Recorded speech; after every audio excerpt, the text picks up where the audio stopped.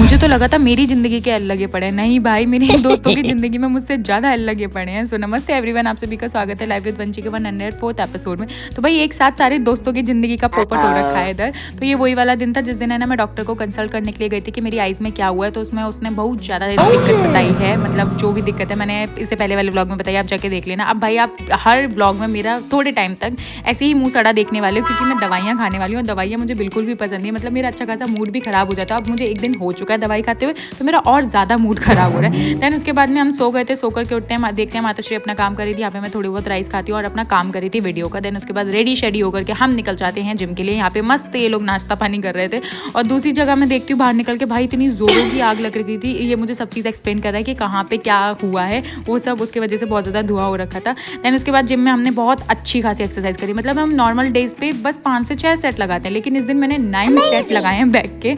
Unlimited हो चुका था इस दिन। और फिर मैंने ली किटकैट। क्यों ली भाई साहब, दीदी का हुआ है बहुत गंदा वाला एक्सीडेंट। मतलब मैं जिम के टाइम पे इनको कॉल करती हूँ कि दीदी क्या हुआ है, चलना नहीं है जिम, तो बोलती हैं भाई मेरा तो एक्सीडेंट हो गया। ओ माय गॉड, मेरे को इतना ज़्यादा शौक हुआ। मैंने कहा मेरी तो ज़िंदगी खराब थी, तुमने अपनी भी कर ली। भाई इतनी ज़्यादा लग रखी है इनको, और हम अपनी बुरी कंडीशन पे हंसते हुए। फिर मैंने इनको अपनी कंडीशन सुनाना शुरू किया कि मेरे को क्या क्या दिक्कत है, क्या क्या नहीं है। इससे पहले मेरे लिए कॉफ़ी आ चुकी थी भाई, बहुत ज़्यादा टेस्टी कॉफ़ी बन गई, मतलब जैसी मुझे पसंद है वैसी।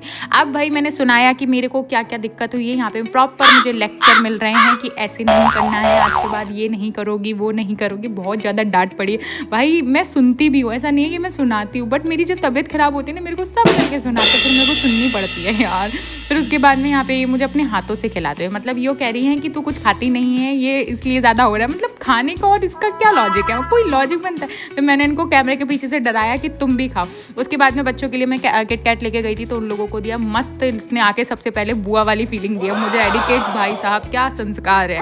आते आते सबसे पहले पैर छुए, देन उसके बाद में यहाँ दीदी को दी। दीदी भी लाइक पागल है तू, खा, तू बच्ची है, तेरे को पसंद है। अब भाई हमारी प्रॉब्लम्स को इतनी जल्दी रिकवर तो किया नहीं जा सकता, ना मेरी मेडिकल इशू को, ना दीदी के एक्सीडेंट वाली चोटों को। तो ठीक है, हम आइसक्रीम और किटकैट में ही खुश हो लेते हैं, क्योंकि हमारा भाई एक रिचुअल बन चुका है कि जब भी हम दुखी होते हैं तो हम आइसक्रीम खाने चले जाते हैं या कुछ ऐसा मीठा खा लेते हैं, तो हम ठीक हो जाते हैं। यहाँ किटकैट तो चल ही रही थी, आइसक्रीम आने की बात हो रही थी, बट मैंने मना कर दिया कि भाई ऑलरेडी इतना खा चुके, अब कितना खिलाओगे। यहाँ भाभी भी मेरे पीछे पड़ गई थी भाई, हाथों से दोनों खिला रहे थे। मैंने कहा चलो ठीक है, इतना लाड प्यार तो चल जाते हैं। यहाँ पे हम दोनों अपनी एक दूसरे की हरकतों पे हंसते हो। देन उसके बाद बाहर दीदी लंगड़े हुए पैर से, टूटे हुए पैर से मुझे बाहर तक छोड़ने के लिए आती है कि भाई आराम से जाइए, कोई भी दिक्कत हो तो कॉल कर दियो और घर पे जाके कॉल कर दियो। ठीक है गाइस, एक्स्ट्रा प्रिंसेस ट्रीटमेंट मिल रहा है हमको यहाँ पे।